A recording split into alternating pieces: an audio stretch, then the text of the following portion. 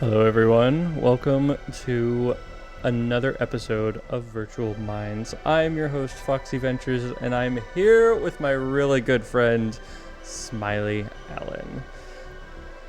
Yo, what's up? So, Smiley is a very good friend of mine. We have been friends for what? Just over a year, would you say? Yeah, probably like a year, yeah. Yeah, it's been over about a year, a little bit. Yeah, it's pretty cool.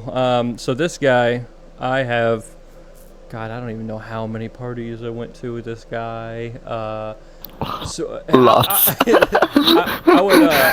I would consider him one of my OG friends. For those who play VR chat, you'll understand what that means, especially whenever you play for a while, because you'll make a good circle of friends, and as time goes on, people will start becoming more and more distant, just like you would like if you were classmates in school. But sometimes you're able to get everybody together, and it's pretty badass time. For the most part, I'd say magical. Yes, I would say for us and our OG group, I'd say we're about 75% still together, wouldn't you say? Because most likely. because we had Breed, Beef, Faramont, Meteor's still around, and God, Cabby. Yeah. Oh yeah, Cabby. We lost about a quarter of our friends, but not like we aren't friends with them. They just vanished. We sometimes see each other, but not as often. Yeah, not as often. They don't come with the groups. And what are you doing with that banana? What is that? I don't know. It's just my banana. There's a Goddamn, my hands banana aren't working there. But I try to get rid of it. God damn it! If there's a banana, there's a random banana. I'm just gonna take advantage of it, you know? No, don't take advantage. Not in the wrong way. Not in the wrong way. Don't take advantage of a banana on my show. Please, that sounded wrong. That sounded fucking wrong. That sounded wrong. Don't came across so bad. Please, for the love of God, not in this show. Yeah, no, don't worry. But that's it's not something I want in my show. I mean, we talk about adult themes, but I don't need you to do adult themes on my show. Don't worry, I'm trying to. I'm gonna use this as a learning experience later. I'm sure Don't worry, you are. you'll see. You'll see. You are. So Smiley is a hell of a musician. He plays the guitar. Thank you. What else do you play? Is that all you play? No, I play the guitar, the bass, and the drums, and I sometimes sing. I'm not good at singing, but like, if you put enough enough feelings, enough effort, enough heart into it, you're gonna get across your message, even though you're not a great singer. So, dude, I don't want to hear that. I try to do that. You know? I don't want to hear that. I saw that. I can't remember if it was a picture or a video of that gig that you did about a year ago. And I was like, dude, this dude is like, he's in it. I was like, Smiley looks that was like fucking the dope. kind of guy that he does play the lead guitar and he sings and he does all of that. He had the nice long hair and it looked like it was just like hopping wet, and you're out there with the fucking guitar, and I was like, "Oh, this dude's fucking bro." Something funny. Something funny. I want to add about that gig. I want to add something like we were playing like a really pop song no one knew, but like I'm usually like a metalhead. I play like metal. So my solos are like. And that song, it had just the fucking slowest solo ever. And my friend was like, I know you. I know how you are. I know how you are on the guitar. Play the solo as it should be. Play the solo as it should be. And I was like, okay, all right. I'm gonna play the solo. And on rehearsal, I played the solo as it should be. But when it was time to play it live, I just did my own shit. I just went fucking crazy on the solo. You know what's funny? Also, in Mexico, we have like the tradition to throw like a Dr. Simi like doll. Dr. Simi is like a huge fucking pharmaceutical chain that sells like drugs like really cheaply, like generic drugs. And they have like a mascot that's always dancing on the streets of Mexico. Like on every corner you're gonna see like a Dr. Simi mascot dancing on the streets. Hold on. There's a pharmaceutical mascot that dances on the street. There's a huge pharmaceutical mascot that dances on the street of Mexico, and everyone knows him. He's like this old dude with a fucking beard and a fucking like a lab coat, and he's just like dancing, and his hips it's like separate from the legs, so it's all like bouncing like, and there's always songs, and if you say hi to him, he's gonna wave back. It's basically, it's just a mascot, and it's on every other corner, like just dancing, dancing. Yeah, yeah. So like the tradition is like they throw that doll. There's like they sell also dolls. They sell everything, and they sell they sell dolls. Weird. And they throw the dolls at the like performers. And they threw a doll when I was performing. That felt magical. That was magical. They threw a doll in my soul. Oh my god. They threw a doll, yeah. They threw a doll, and I was like, oh, I'm the chosen one. I've been chosen. I've been honored. Yeah, that's funny. Oh my gosh. Yeah, it sounds like you have fun doing those things, man. Yeah, Smiley and I, we it always falls through. But Smiley and I have tried to put together a few music things, which for those of you that have seen my my update video, I informed everybody that that my music stuff has just fallen off the face of the earth for now. I want to get back into it. It's like the one thing out of all of the different media stuffs that I do that I haven't even fucking touched it. Like I think the last time I touched it was in March. No, probably February. In all honesty, it's about February of this year.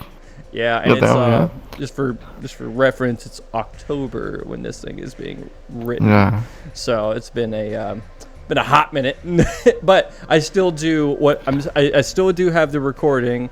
Well, actually, I have every single thing that you sent me still. But the cover of the cover that we're doing of the cover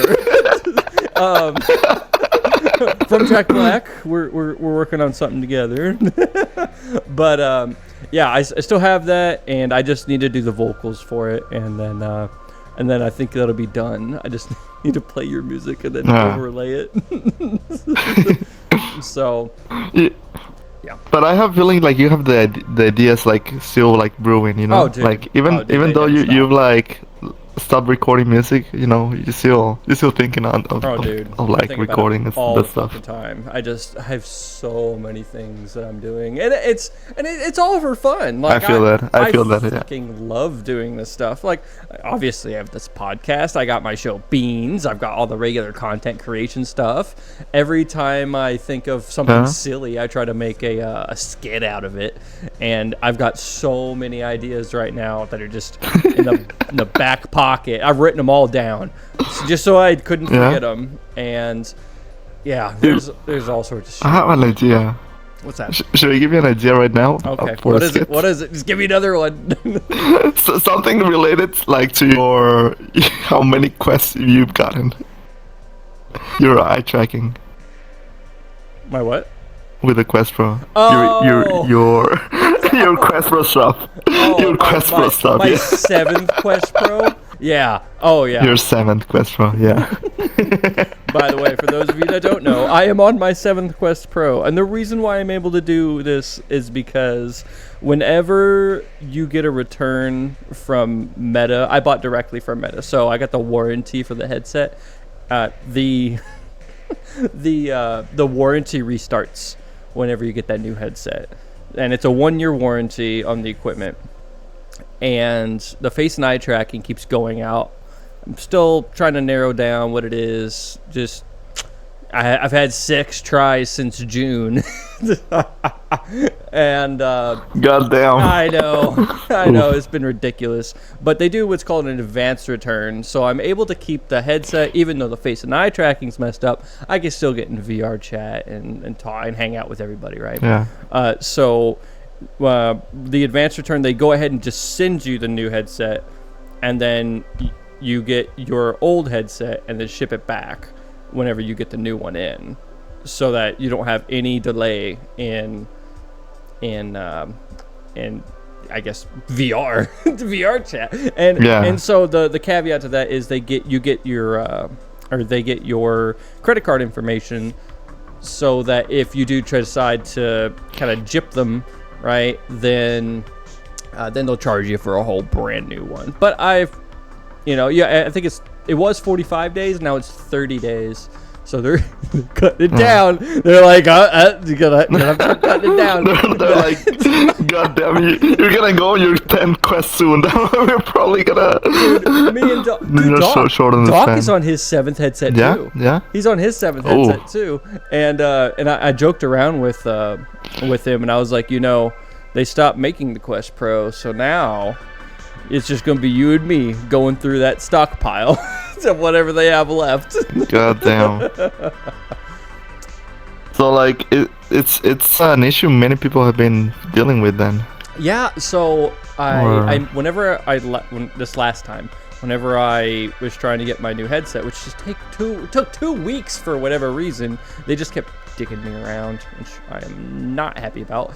But anyway, I was like, hey, surely I can't be the only person that's been through so many headsets. And the person goes, well, I can't really say if other people have had issues, but other people may have had issues. And I'm like, thanks. Goddamn. Thanks. Well, thanks for being honest. Right. Yeah. I feel that, but yeah, it's good that they're replacing it, and they're accepting that it's fucked up. But that I'm talking about headsets. I wanted to like mention about the new Quest 3 that's coming out. Oh yeah, go ahead. In 2 weeks. Yeah, so I guess it is, yeah. So I don't know. Well, wait, yeah. When this is gonna be out, so it's probably gonna be out already. Out in a couple months. Yeah, this will be out.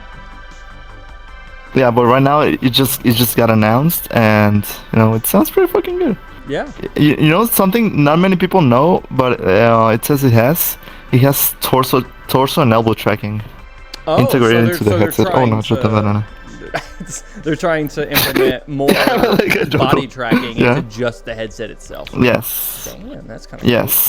Yeah, they're implemented like chest and a little bit. I don't know if hip tracking, but elbow tracking as well. So you can like actually use your elbows in the game and like move your torso to move your torso. Like, and what I'm interested is like I don't know if you could combine like the torso tracking that's gonna be with the Quest with a couple of leg trackers. I don't see to make actual full body. I don't see why you wouldn't be able to. Yeah.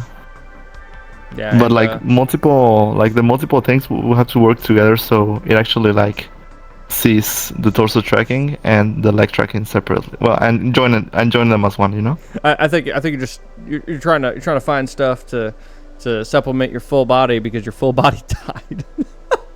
It fucking died. It died. Yeah. Nah, how did it die? How did it die? I bought like some slime trackers from like. Slime trackers, you can actually make them and people sell them. So I bought some slime trackers from Brazil, and yeah, in this like I bought 8 trackers, and like month by month, one tracker started dying out. Like it was first boop, and I had to rearrange them so I could still have like full body. And then like 2 months passed, another one boop just stopped working. It stopped like connecting to the server, and I've tried everything. Like right now, I sent them to a friend, and I bought the new parts so he can like change them and like send me the replace parts. But yeah, it slowly it just started dying. It just started dying. It just started dying. Damn. So I got to a point where it just died. So maybe moral of the story: don't buy buy slime Brazilian trackers. I don't know. No, just a joke. Just a joke. but yeah, that's a sad story of my slimes. Your slimes. And you know what? You know something interesting about the slime trackers? The Reno ones. I think they started going on sale, if I'm not mistaken, around September 2021. Okay. And yeah, I think the people that they are barely getting their first package now. Yeah. So people it's who funny bought it. you mentioned that. So my friend Yuki Banana, she's a TikToker,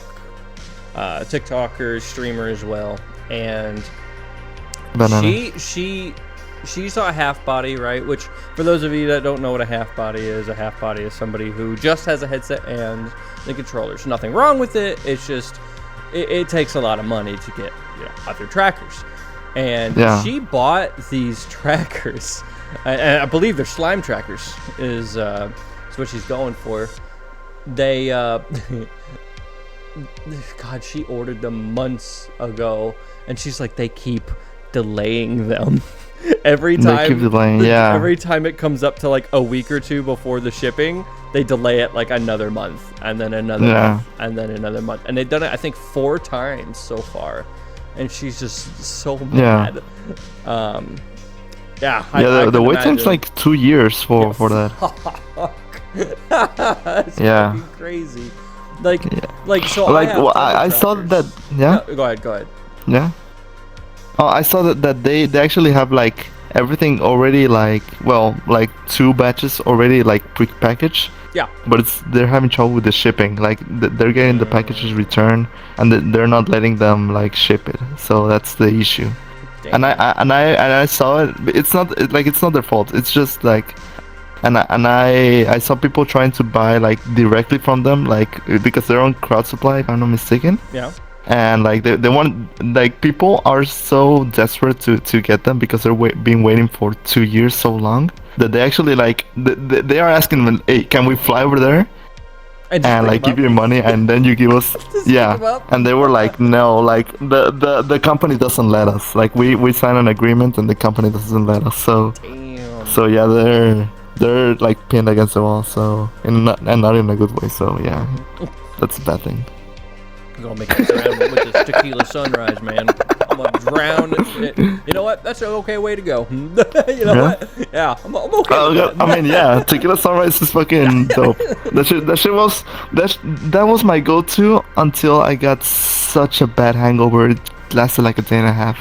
And I was like, no more tequila. It's because I was drinking aged tequila. Oh, well, yeah, you got aged that tequila hits hard. Shit over there in Mexico. You know, it hits hard. Yeah, we got the good stuff. We got the good stuff. Yeah. Oh my gosh. Yeah. So I have the Tundra but you were saying trackers. Yeah. So I have the Tundra trackers, right? And I always hear people say, "Oh, those are so rare. Those are so rare." I'm like, why? Like, you just go on the website and they're for sale. Like, you can just buy them and they'll ship it right to your door. Now, whenever I was looking at it, the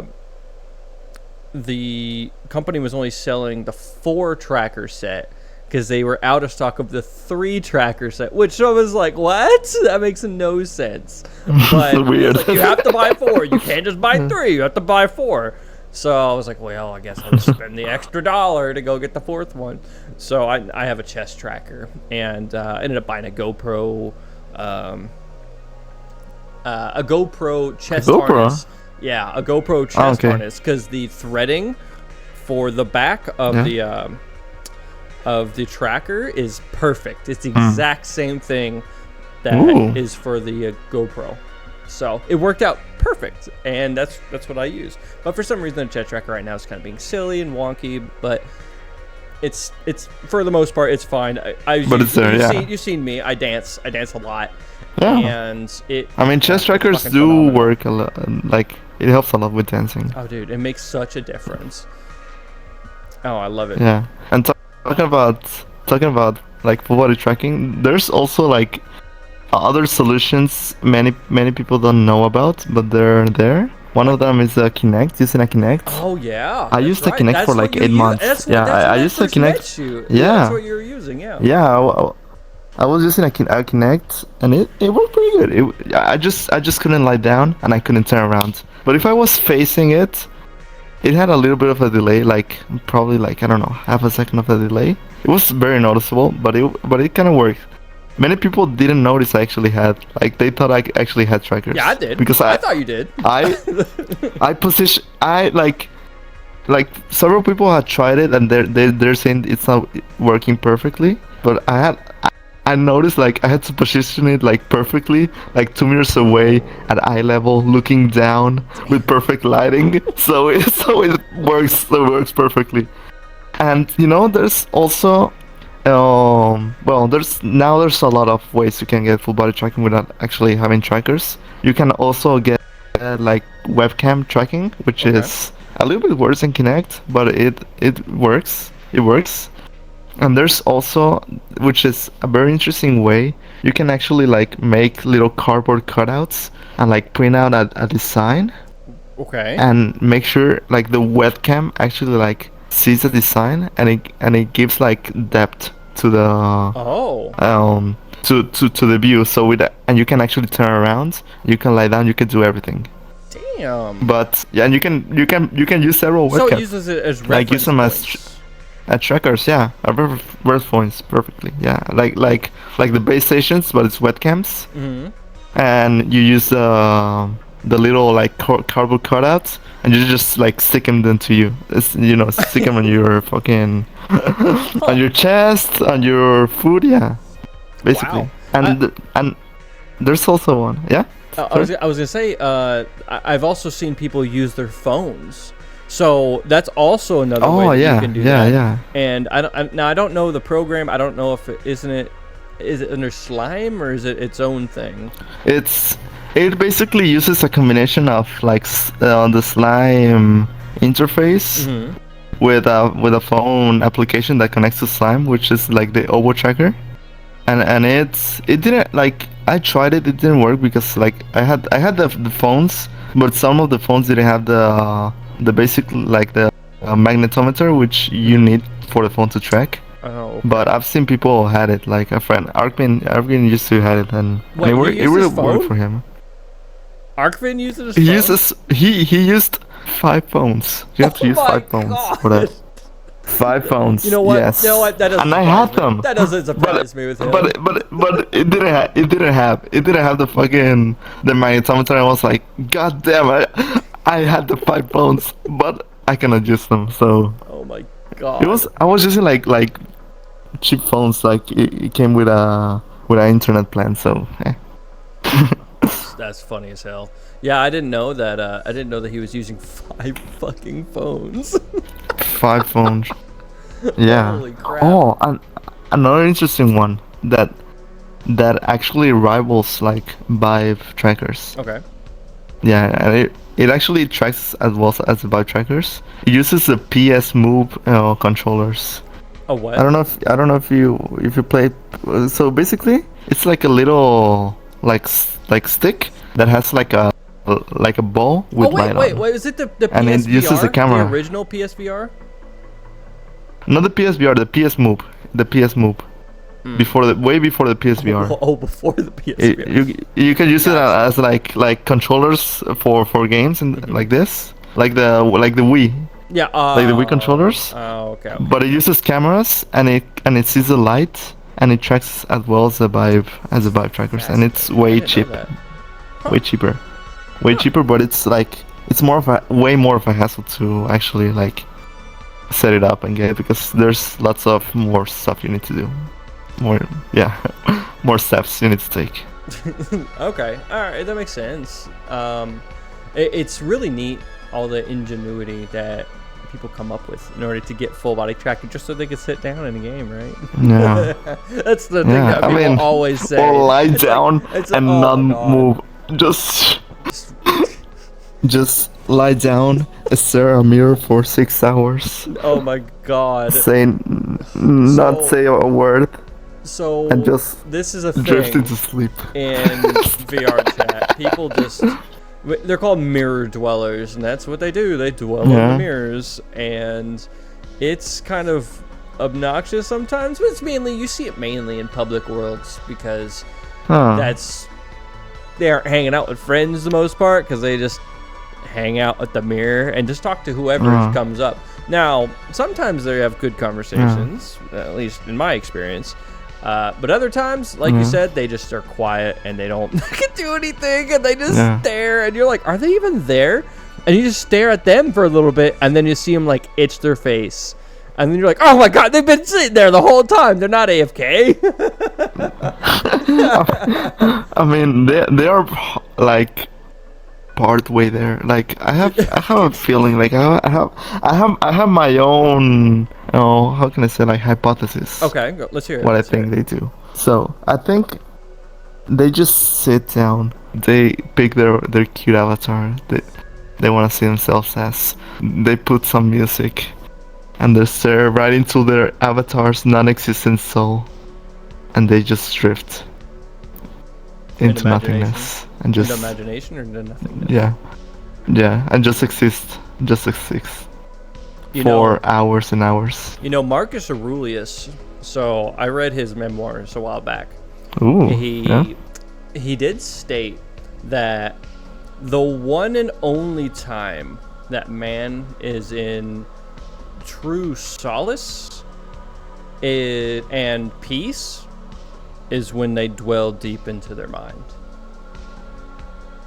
And I'm like, it's the one and only time. That's a good one. Because you're not hot, you're not cold, you can imagine anything that you want, and nobody can take that from you.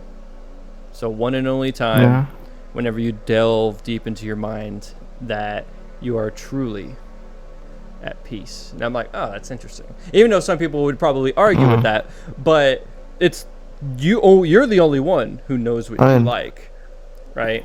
It's an interesting point of view. Yeah, it's an interesting. So it's pretty interesting. I may differ a little bit, but it's a pretty interesting. Like, everyone's different.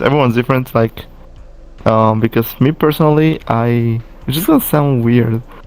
I basically never delve deep into my mind. Really? I don't. Yeah. Something interesting about me? What's that? So I don't know if like. Well, I don't know how to explain. Okay, yeah. Like, basically, I'm gonna use the banana as an example. Go ahead. Like a couple of years ago, I learned there was something interesting, which was like, close your eyes and imagine a banana. Okay. Like, imagine the banana. Do you see something? Could you see something? Mm-hmm. Do you see an actual banana? Yeah. Do you see the shade of the banana? Or do you see nothing? And the majority of people actually see the banana. I don't know, but I see nothing. Really? I see nothing. And I like started investigating, and I like saw it was called like, I think it's called a fantasia. I don't know, like fantasia, like my bilingual fucking tongue. Yeah. So a fantasia basically. So basically that I don't know if it's like something. I don't know. It's weird because like I've been living like that like my whole life. Like I close my eyes, like maybe meditation. Like they always tell you like close your eyes and mind you're on a beach. I like when I do that, like I think of the properties of a beach. I think of sand, I think of water, I think like maybe I think of a breeze. I don't feel nothing, I don't see nothing, but I think of the actual properties of it. But people have always said, like I've seen like people say they actually see the beach, or actually like picture themselves, actually see themselves on a beach, or actually like feel they are in a beach. I just see nothing. So it's interesting, So did you learn this during your medical training, or? No, it was just random. It was I just I just saw it randomly because So- it actually it doesn't affect anything. It doesn't interfere with nothing. It doesn't like if you have it, it doesn't mean you're like like wrong or you have like an illness. It's just different. It's just different. There's nothing wrong with that. So I'm kind of glad that you brought that up. So years ago, Yeah. I was clambering at the back of my dad's pickup truck, right? And clambering is when you put your hands on something and you throw one leg over and then the other, right? And so I was clambering over out the back of my dad's pickup at the time because we were moving a dryer, and I landed on the gravel and with my feet, and because gravel's loose, it kicked out from under me, and that momentum with my legs swinging down made me slip back, and I smashed the back of my head onto concrete, onto the edge of the concrete sidewalk, right? Ouch. And I'm not kidding. Like I saw a star, like a white star, and it looked like tie-dye all around it. And this is where it's going to get relevant to this conversation. So after that, probably a few days after, if not the next day, I lost the ability to think ahead. I couldn't imagine anything. I couldn't think forward in time. I could think of here and the now, but I couldn't think ahead of time, right? And thank God, I think it was maybe a month afterwards, maybe 2, that went away. So everything went back to normal, and I was like, like I almost cried. Like I couldn't believe that I once had the ability to think in the future tense, and then it got taken away from me for a while, and I can't even like express how scared I was at the time. But I think I feel like something you always lived in. I think I understand where you're coming from because of that experience of mine, right? So not being able to see something, and if you've never been able to do that, and then you have somebody who was able to do that and then have it taken away, then it's that's kind of that's kind of terrifying. Like that's at least for me, but I can understand where you are. Like I just basically the way I think, like if I see like I think on something, I don't like on a picture, I think on the actual properties of it, like I cannot see it, but I think of the properties, like basically like also I don't have like an internal like voice, like some people say they have like an internal monologue. Are you not I don't have one with yourself? Really fascinating. I mean I can think like of the words. I can think of the words, but I cannot like hear them, like because I've seen people say they actually hear them. They actually like hear like a voice talking. I don't know. I don't. But that doesn't mean I cannot like think. I just think different, Wow. Like I can think in the future, but the way I think is just with the concepts or with the with the properties of it, and not visually nor auditory. Wow. It's weird to explain. No, I get it.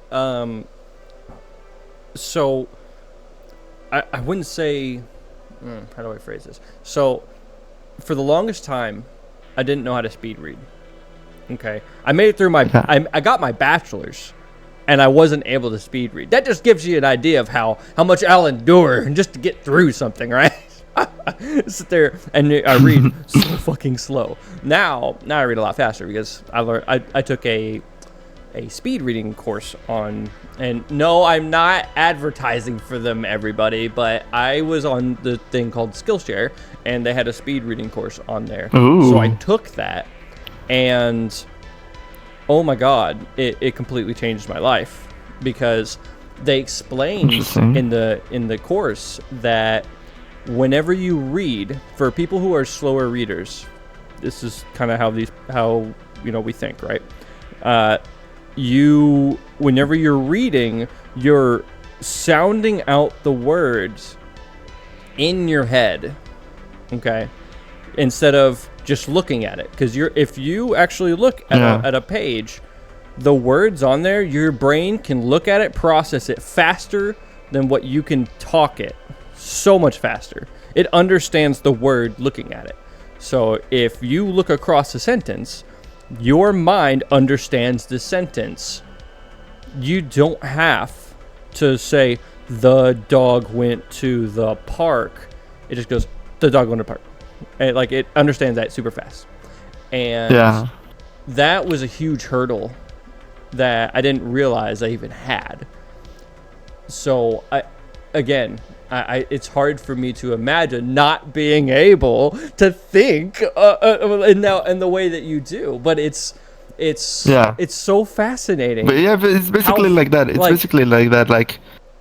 Like you know what it is. Like you know what it is. Like you can think. Like you see. Like basically like you mentioned, your brain knows it. Yes. Even though you're like not saying it in your mind.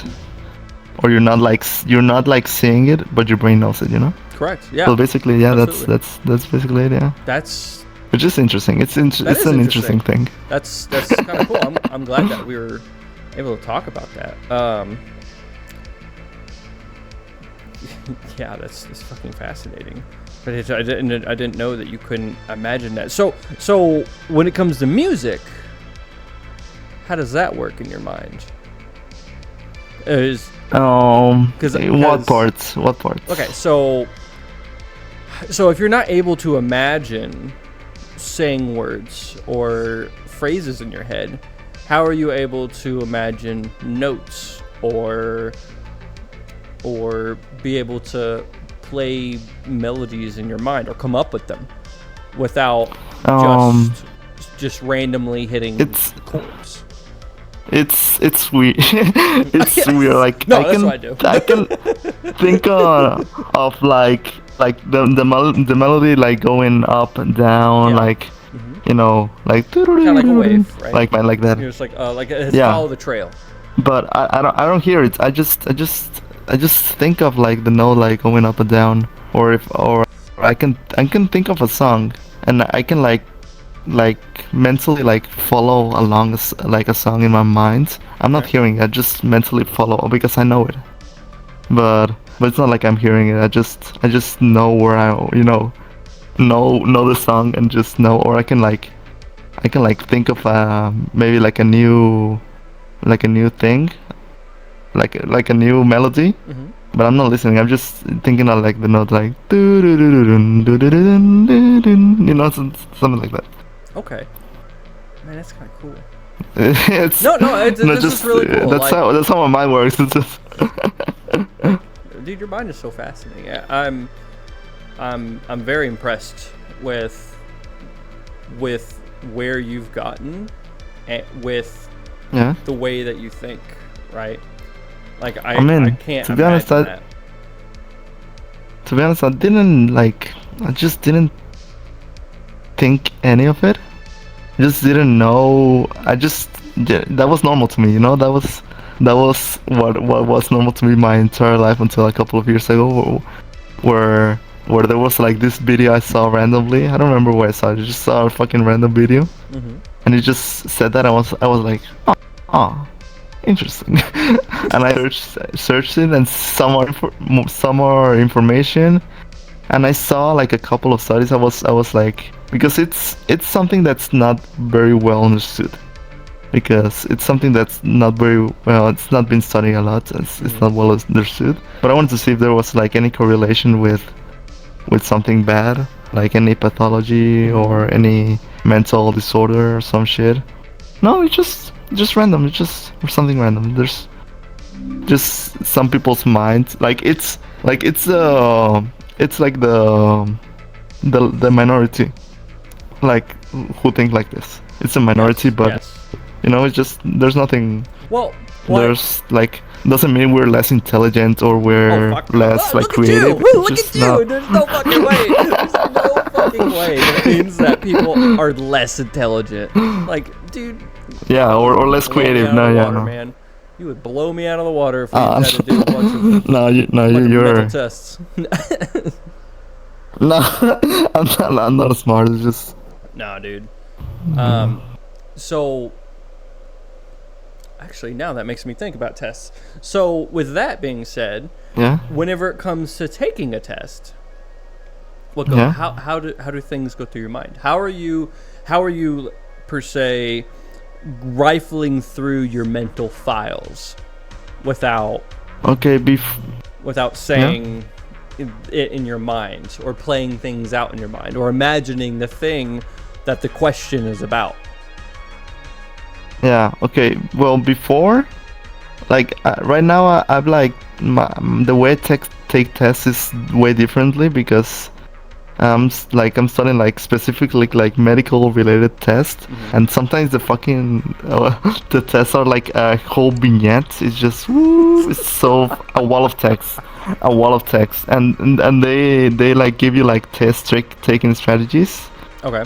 So like you start from the bottom, and then you read like two sentences up, and then you see the different choices. Okay. And if it doesn't give you the whole information, or to give you like some information, you can like start like crossing out which one is not, which one is not, and then you start reading like from the top, and then you like think of like the most important information being given to you, and then you cross out the other ones until you're left with a 50-50. But that is now that I'm studying like test taking strategies. Before I would just I would just read a question and be like, I don't know, I didn't think much of it. I would be just like this one, and it worked. I just kind of spitballed it, and holy shit, here I am going to school to be a medical professional. Oh my god! I just kept answering the right one. It just happened to be the right answer. I don't know how that worked out. But my God, it's like I could have been a rocket scientist if I chose C instead of B. So, yeah, I mean, I don't know. It just worked. I just like before I just get exam and just thought about it and then I was like, boop. But now like there's like a whole like set of instructions I gotta follow to make sure I optimize everything, you know. Oh wow. Like, So whenever I was in high school, the joke was, if you don't know, it's going to be C or the longest answer. Just choose from there. There's 50%. I was like, wow. I mean, they always say like, usually there's usually one answer that's like way off. Oh yeah. And that's usually not it. And there was like, usually like, the last two will be similar, but there will be something different. So, but they said like usually like one of the wrong ones will have something similar with the correct one. Yeah, and those two are usually the ones that you're really going back and forth. One of the you're just like, oh, shit, which one was it? Like one of the ones that doesn't make any sense would have something similar with the correct one, but that is not like a strategy you should do. That is like last resort. That is pure last resort. Yes. Wow. Because or else you're gonna. Yeah. Did you guys have any standardized tests in Mexico? Is that even a thing? Yes. Okay. Yes, we have like a couple of standardized tests. We have one when we go like straight into medical school, and we have one at the end of medical school. So what about in lower education? Like there's always there's several standardized tests that are made like all around the country to see how well the education is, you know. Okay, so it's not. There was one in. Okay, yeah? So I was gonna say, so it's not just the United States that does standardized testing. A lot of people. No, a lot of it's people also Mexico. try to say that, and that's why I was asking, because I was like, I don't think that's true, but I haven't honestly been to Mexico or anything, so I don't know. Yeah, I had like I don't know, probably 4 standardized tests. Oh, wow. Okay. Just probably different different milestones as you get through. Different grades, yeah. Okay. Yeah. Okay. Yeah. So on the medical side, I remember you kind of stressing out about a test. What test was that? Yes, the test I've been stressing out this past year has been the United States medical licensing exam. Okay.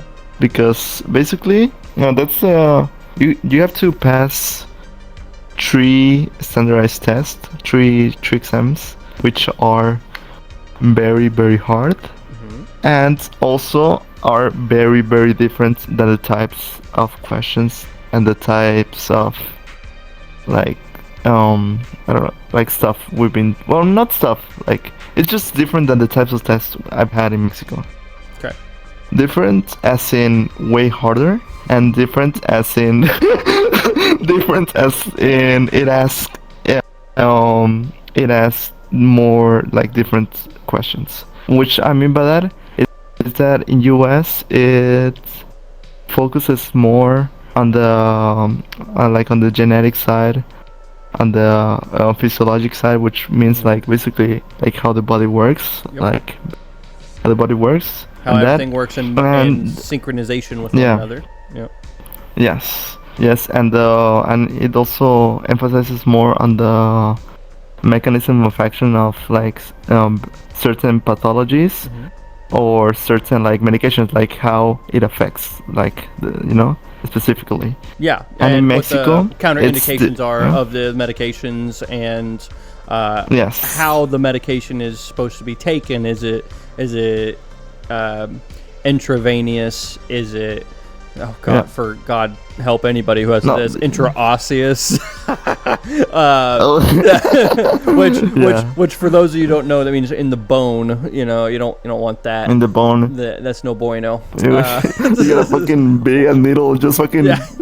Oh man! Just pump some saline into there. Yeah. I was gonna say, it's not the needle going in that hurts. It's that flush that bam! That's just really the thing that gets your attention. Yeah, you need to put some pressure to get in there. You need to do it a couple times in order to clear out that catheter. Oh yeah. It's no bueno. So in the United States, it mainly focuses on that. So what I've heard is in the United States, we focus more on the pharmaceutical side of medicine rather than, let's say, the surgical side, because we're trying to do more preventing of the surgeries, trying to keep people from being under the knife. Whereas if you go to like the UK, they're actually more inclined to do surgery rather than put you on pharmaceuticals. And I thought that was interesting. Now, with that being said, how is it with Mexico? Yes. Okay. So, with the US, with that, and they focus more on the actual way the medicine works. Okay. And the actual way the pathology affects you. Okay. Specific questions about that. And in Mexico, they focus. The questions are way different. They ask way different questions than in the US. The questions in Mexico most of the times are more direct, and sometimes they also have like cases like in the US, but most of the times are more direct questions, and they focus more on like the disease itself, and the specific treatment for it. Okay. And the US, it focuses on that, but not as much as in Mexico. By that I mean like specific medicines for different diseases, different pathologies, and also, which is very important, they ask us a lot of the dosage. They ask us a lot of the dosage for the medications. No, on Mexico. On the Mexico. Okay. In the US, they don't. At least for right now, I'm studying for the first one. they don't ask zero questions about dosage, zero. So why and do in you Mexico think that they is? ask us a lot about dosage. To be honest, right now I don't know, but it's interesting. Well, probably because like it's way more information for the first exam, because there are 3 exams. And the first exam, they want to know you actually know how everything works, how like the like genetic and the physiology side of it. Mm-hmm. And they ask that later on the actual residency exams, but not now. Okay, so Yes. so would And you in say Mexico, that? they ask us from the very beginning. Oh, okay. So would you say that in the United States they're focused mainly on what this medication specifically does, not how to implement it per se, like right off the bat? Yeah, but Okay. yeah, like generally like that, like right now for the first exam, yes. They like focus more on the specifics later when you're actually going into the specific field. Okay. But right now they check if you know basically how it works, and like how that medicine group, usually like medicines are categorized by groups, and how the medicine group works, Okay. So and I'm not guessing like specific medicine. I'm guessing that this first test is a pharmacology exam. Is that or no? No. No. Oh, it No. Like encompasses it's everything. less pharmacology. Okay. It encompasses everything, but like a little bit less pharmacology and less like zero dosage. Okay. And in Mexico they ask like specific pharmacology, and they ask you for the dosage. That's a little bit of like the difference, mainly the difference. So which country do you like And practicing the style in of more? questions. Okay. I've practiced like 1 year on the US. Mm-hmm. And I practiced like 1 year like me being a physician, Mm-hmm. and 1 year like sometimes going to the hospital and that. So what's interesting, usually in Mexico they are more lenient to let you do stuff, Okay. and you can like, and this is gonna sound a little bit like maybe mean. Well, not mean, but it's the truth. It's just the truth. That's what we're here for. Sometimes in the hospitals we have like lots of public hospitals, Yes. but like sometimes we don't have like all of the equipment needed to do like some simple procedures, so you cannot like learn hands-on how to do stuff like just like off the book, it's a little bit different. Mm-hmm. And like as a student, or like as someone that's learning, like they usually let you do way more than in the US. Okay. Yeah. Like usually like They don't restrict you as like much. yeah, they don't restrict you as much. In Mexico, like I was like a social service intern, like to do. I was like supposed to be supervised by. Well, I was supervised by my doctor, Mm-hmm. to my assistant doctor to give medicine and that. But they were like basically like, have you given a consultation before? And I was like, yes. Okay, you're giving consultations now. and she would just go. I was like, all right. All right, yeah, you I guess I'm done gonna do this now. You know what you're doing. You know what you're doing. Just figure it out. Yeah. Okay. Yeah. Yeah, which is way different than in the US. Yeah. But I would have to say that is so. that's like a point. That's like a point for Mexico, because it's cool, like getting to learn, getting the experience one-on-one with the patients, like getting that. It's it's gratifying. But the thing is, what I'm gonna give the balance a little bit to the US is the work ethic, or like the work ethic, because in Mexico, like some of the doctors, like they treat you as less. Like if you're like a student, if you're learning, they think like, oh, I'm a doctor, you're not. I'm above you. I'm better than you. Basically, that's like the mentality. Yeah, which is So it's so bad. It's so damaging because there's you always hear, yeah, you always hear about like about cases like that where well like someone who's working as students, they get to do like way more than they actually have to, or sometimes like in the internship in Mexico, like sometimes that shit is brutal. That because you have like usually there are it's just a 24-hour like stay you have to do at hospital. Mm-hmm. But if you do like one thing wrong, like they can say like you're staying for another day here at the hospital and you have no say. You have no say in that. Wow. Yeah, they give you like that punishment. You have to say if you did something wrong, you're staying for one more day. That's crazy. Which is it's so toxic. It's so toxic. How does that? How is that beneficial? Like, is it? It's not. It just breaks you down. It just breaks down. Is it like a well, I had to do it, so you have to do it kind of deal? Basically, yeah. It's like I went through this. Like I went through through suffering from this, and now I'm like basically like I went through this. Now you're gonna go through that. You know?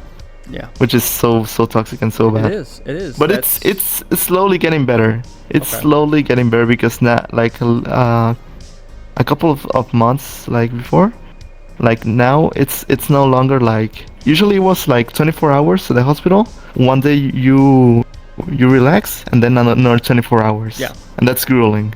That's grueling. Mm-hmm. But now it's just like they change it so it's not now like for the interns, for medical interns, the students. So it's now like 8 hours, like, and now you have like one day a week that's 24 hours, and the rest is just 8 hours, which is more. It's more relaxing. Well, it's better. It's better because it's not as like bam bam bam. Yeah. Yeah, just being fucking slave labor for the hospital. Holy crap. Basically, yeah, slave labor. Yeah, because they pay you either nothing or pennies. They pay you either nothing because you're still a student. Because they pay you either nothing or pennies, and you do so much work. But yeah, it's so toxic and so bad. And counterpart in the U.S. Mm-hmm. Like if you're a student, if you're learning under a doctor, what has been my experience, and it's usually the general experience, they treat you so better. They treat you amazingly, like so much better. It's just like night and day difference. Like generally speaking, because there are some doctors in Mexico who are just saints, and there's like doctors in the US who are just assholes.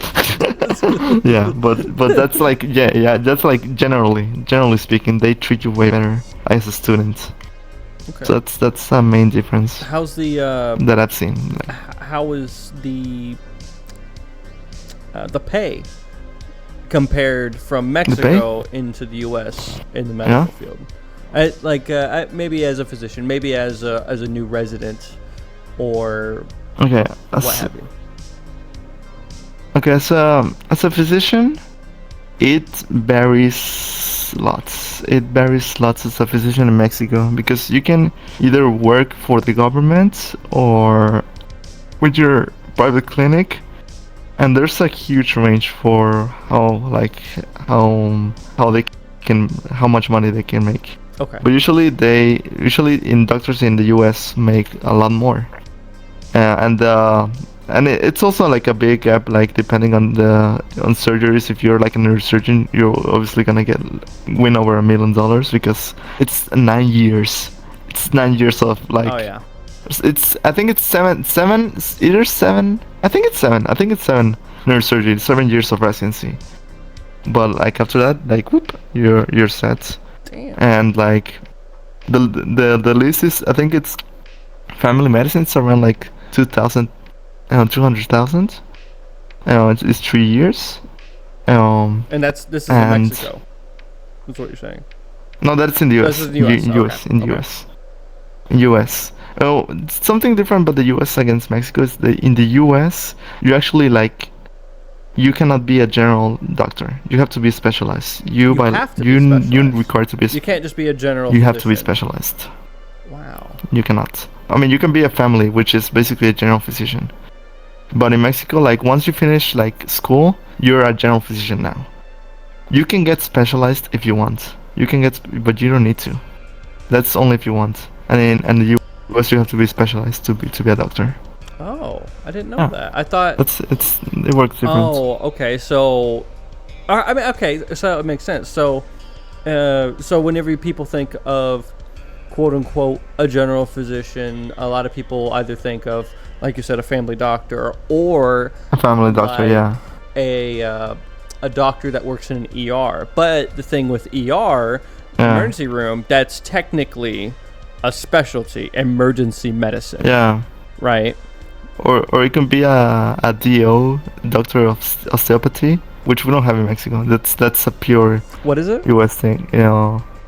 A doctor of osteopathy. It's a DO. It's basically a physician, but they care. Well, no, they rely primarily on like prevention medicine, and I think a little bit of holistic medicine. Yes. Oh, okay. And they can also be primary. They can also be primary cares. Okay. But it's like it's a different like. Is that it's more different new? than MD. Isn't that much a much newer? I don't want to say field, but branch of medicine, because people, like you said, are going more towards holistic stuff now. Yeah. Not that I know of. I think it's been there for a while. It's not something like that has come out. That has something that has been the last couple of years. It's been for a while now. Interesting. Okay. Yeah. I might be thinking about something else. Don't want to be spreading misinformation here on my platform. I mean, yeah. There are several ones, but like the main one that can focus on like primary care, or like general medicine, just like family medicine. It could also be like internal medicine. They can also be general because they see everything. Mm-hmm. And DO, the doctor of osteopathy. Yeah. Wow, that's pretty cool, man. Yeah. Well, guess what? It's been an hour. What? Really? It has. Wait. It went by really quick, didn't it? Went by real quick, yeah. And we need to do a second one. There's lots of things I haven't. I still gotta talk about it. Well, and we still gotta discuss. Do you want to talk about them real quick? I mean, I could like talk about an interesting one right now. Attention. Okay. Yeah. Let's hear it. Let's see what you got. Like since we've been talking about medicine so much for now. Yep. I want to talk about something interesting that many people may not know, which is called like xenotransplantation, which is basically, well, you know about general transplantation, like you can transplant like one body part, to another one, and like basically you're set. But the number of people waiting for an organ transplant, it's so big, and the number of donors, it's so little. So many people go by and they need an organ transplant and they never get it. So something that they have recently come along, I mean the scientific community, which is very still like being researched as of now, and it's still like very experimental, and very new. This is they use like our like closest counterpart, which is gonna be funny, like in organ stuff, it's gonna be the pig. Yes. They use the pig, and I mean that's where we get the insulin from. We get insulin from pigs, which is pretty interesting. From pigs, we can also get it from bacteria and from yeast. Yeah, which is. Ooh, I did not know that. That's pretty cool. Yeah, there's several ways we can get insulin, and there's like I don't know how many, like probably like more than 8 types of insulin, like depending on how they made and how they act. They can either act very fast, like over a couple hours, or act over a day, like gradually like lower your blood sugar. Okay. Yes. Okay. But with xenotransplantation, Yeah. Well, not like an insulin. You just put it all like whoop. Like for the long acting. Okay. You just put it all. Okay. It just acts very slowly. It just acts all throughout the day. Yeah, and there's some insulin that acts in less than an hour. Mm-hmm. There's some that lasts like from 4 to like 8-12 hours, and there's the one that lasts like around 24 hours or so. Oh, huh. I did not know that. And you dose it like differently depending on your the needs. ones you give. Mm-hmm. Yeah. Yeah, and so with xenotransplantation, yeah. Yeah, I was gonna say would people who have been severely burned, who get fish skin, grafted onto their skin, would that be considered what you're talking about? Yes, that could be considered that. There's also, you can also get like genetically modified pig skin, like grafted. Mm-hmm. So it doesn't like, so you can actually like regenerate, because with burns, with type 3 and onward burns, it burns like all of the layers of your skin, like, so you don't have any skin, so you need to put, so it doesn't continue, the tissue doesn't keep on dying, so you need to put on something. So yeah, that is an example of xenotransplantation, and there's also there being also like talk of like heart transplants from a pig. Now, I thought that was already a thing. A pig heart transplant. It's still being researched, but it's not. It's not done usually as I know right now. Okay. As I know right now, like I'm gonna be honest. I'm not that like well versed in that. I just know like the general, but I haven't dug deep into the studies. I just know it's something new. It's something experimental. Something very interesting. And it's still not something that's done normally. Okay. It's still very experimental. Still going on research right now. And we were talking about insulin. You can also like transplant the special cells in the pancreas that like create insulin from a pig into people that actually are insulin dependent, like the type 1 diabetes.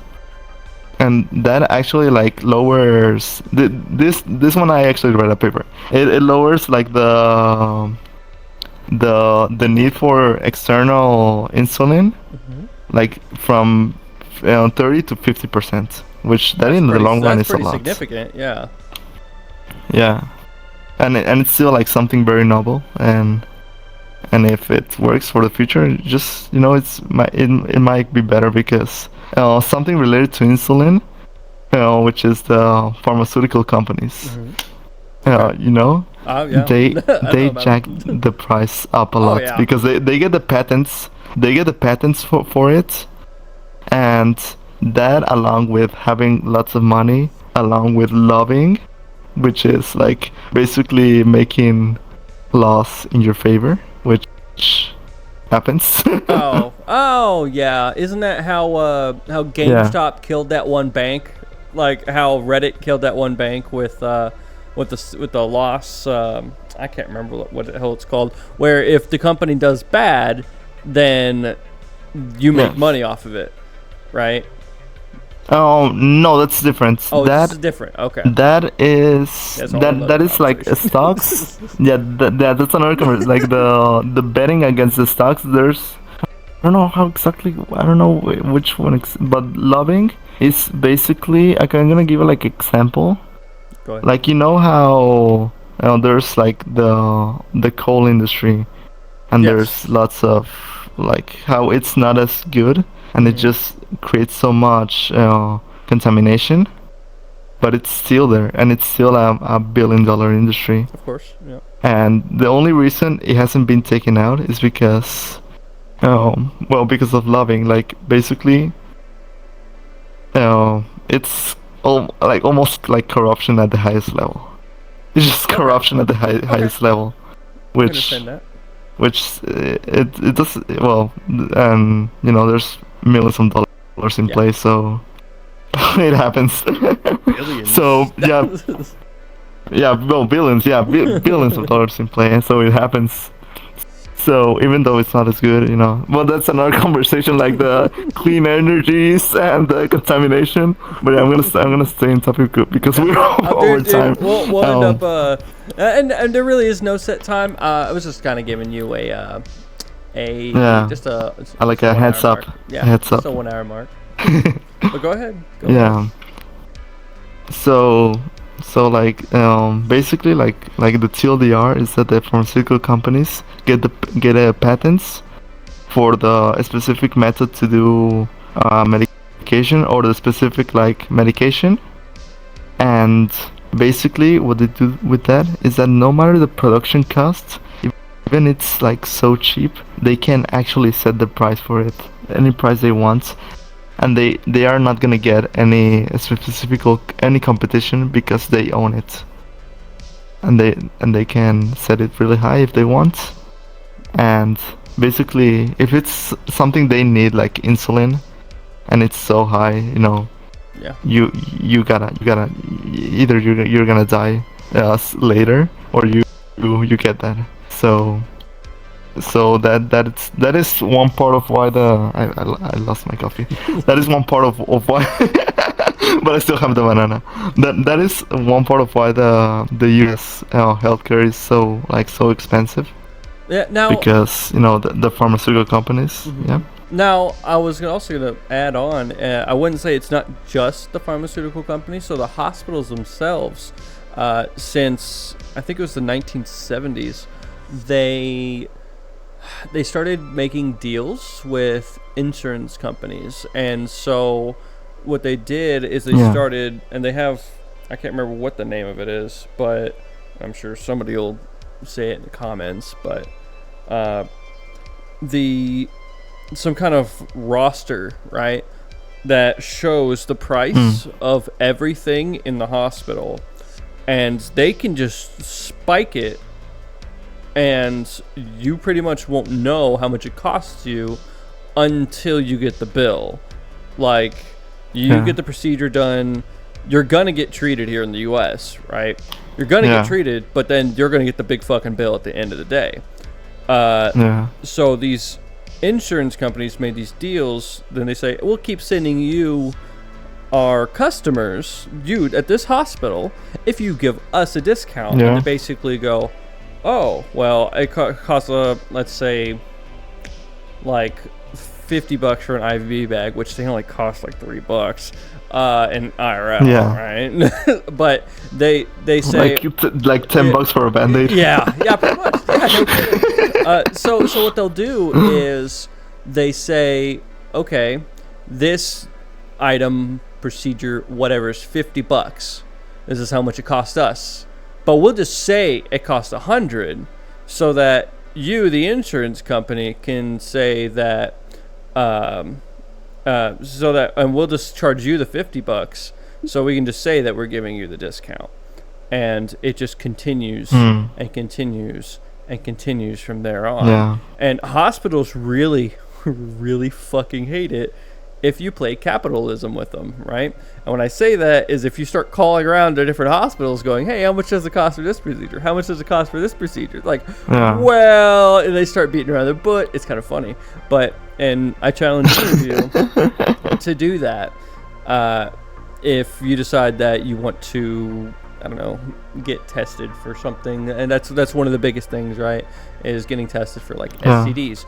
Go to your different hospitals and try and find out how much it costs for these tests for each hospital, find out which one's the cheapest, and then just go to that one. There was actually one time, so this is still on topic ish.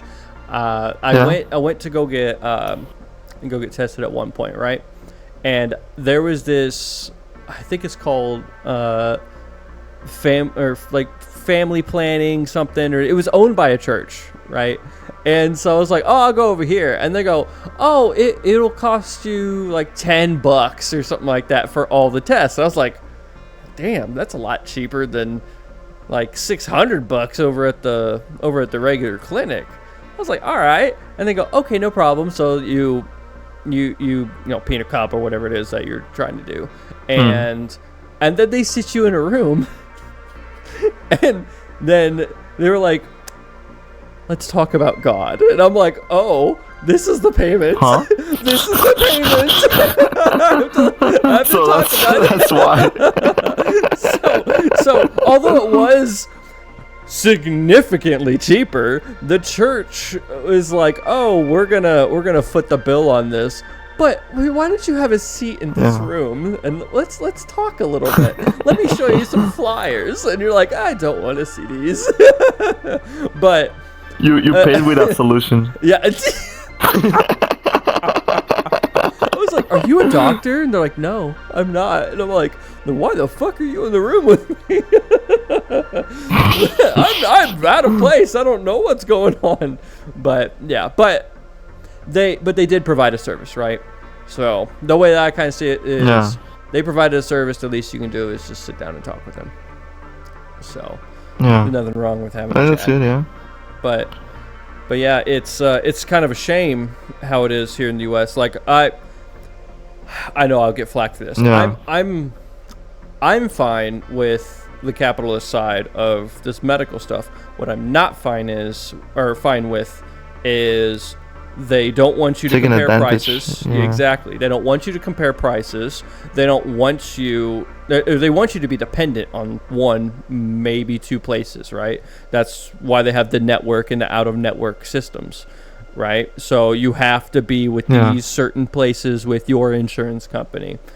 And I just hate that they just spike the prices. Yes, I get it. Hospitals need to make money, but you shouldn't charge $120 for a fucking IV when it costs $2 for the damn needle and the actual saline. That's ridiculous. Like I'm not for that. And the fact that they don't want people to compare prices is bullshit. Like that defeats the whole purpose of it being a capitalist society.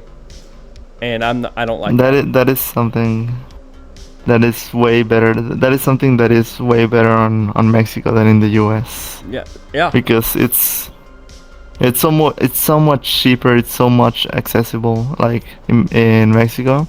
And we also have like state of the art like medical centers. We have like everything, but it's just cheaper, you know. And there's something like really big, like most of you probably know, like it's medical tourism.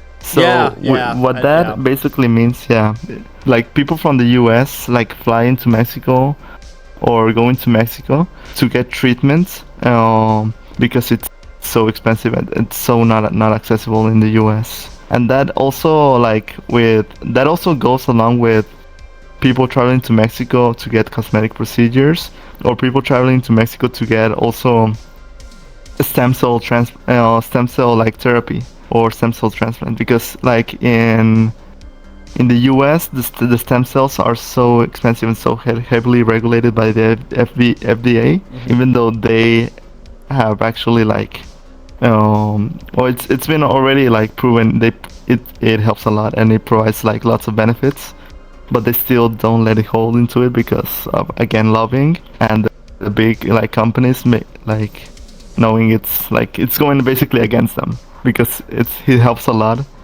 and it's so much cheaper to produce. So in Mexico, like they fly into Mexico and they get them and then they go back to the US, and they even with all the accommodations, even with the flights, they spend like less than 50% than they would spend in the US. Now one thing I wish we had here in the US. So I'm not for. I used to, but then I kind of learned the downsides of it. But I'm not for universal healthcare here in the US because of one reason, like I told you. But I am for universal emergency medicine care. I believe that emergency medicine, such as people with EMTs in an ER, the doctors in the ER, the nurses in there, the stuff that is absolutely life-saving that you need in that time and that moment, I think it should be paid for through taxes. Because just like you do with the police and just like you do with the fire departments. We learned early on in the US that when you don't pay fire departments, when you don't pay fire departments through taxes, they choose what buildings do and do not burn down. Because they go, oh, this person won't pay us, so we'll let it burn. And that was a thing. Or the different jurisdictions would actually fight each other over who's going to put the fire out of the house. These were actual things that happened in the 1800s. And so we've also moved away from that with law enforcement, right? But now we have like security, which is it's its own thing. But these services that protect the people, I believe, should be services that are paid for with taxes. And I'm sure a lot of people can probably at least agree with me on that, because the whole medical side, yes, I get that, like, because there's more medical transparency. So there's for those of you that don't know, there's two pretty much branches of medicine. You have the medical side and the trauma side, right? So which is the emergency medicine is kind of, it can be in all of this. The medical side is stuff that would be like diseases or I guess even dehydration. Would you consider that on the medical side or on the trauma side? Because I feel like that would be more towards the medicine side. Okay. I mean, dehydration is like usually like something it's acute, so. Yeah. I mean, it could be, it's seen by emergency. Just just put some fluid on them. Plenty of people probably by the trauma. I mean, I think probably by trauma, because it's something that you will see on the ER. Okay. So you have that. You have which what would be another good one for the medicine? Like I think I already said diseases, right? You have a cold. EMTs need to be able to identify if it's going to be this or if it's going to be this, right? So the triage. Yeah, triage, exactly. Figuring out what is wrong with this person before they even go to the actual ER, so that whenever they get to the ER, they know what the fuck they're dealing with. I feel that. Yeah, but yeah, that's kind of where I stand on that. But is there anything else you want to add before we wrap this up?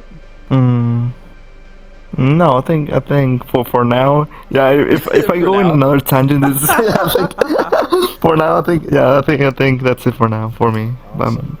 All right, well, everyone, I want to thank y'all for tuning in, and I'm sure Smiley's happy that you tuned in to listen to us do these rants. Random talks. I was just thinking about that. These rants. Yeah, and just kind of delving into. It was a pretty interesting talk. Whatever. Oh yeah. Always have a good time talking with you, man. But all right. Thank y'all. Y'all have a good night. Bye. Yeah, good night. Bye.